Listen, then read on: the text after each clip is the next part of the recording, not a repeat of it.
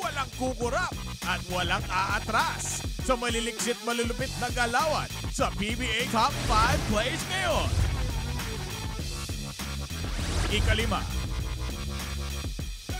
May napupunod sa kanya si Alex Cabagat because Mike and De La Cruz are switched. Here's Lassiter. Nice dribbling skills and gets away with the two inside. Too many weapons, that's all I can see right there. Ibang klaseng dribbling skills ang pinakita ni Lassiter doon.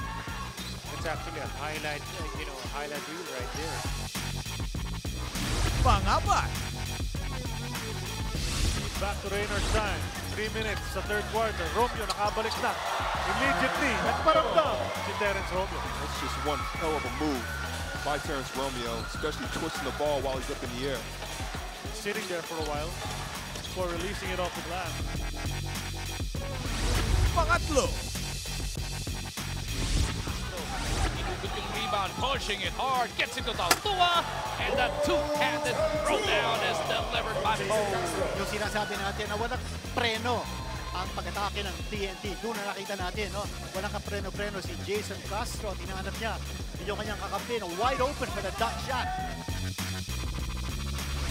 Ikalawa. Pupunta kay Benici. Clock is at 4.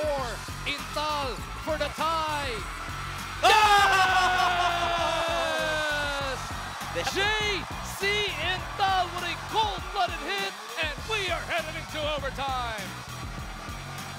I thought they were going to run out of time, but they were able to make that shot courtesy of the inspired play of JC.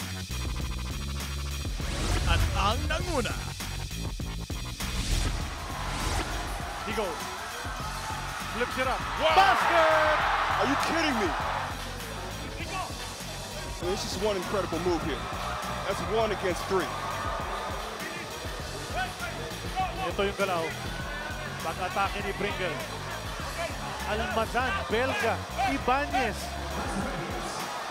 But that was all Stan Pringle on that play.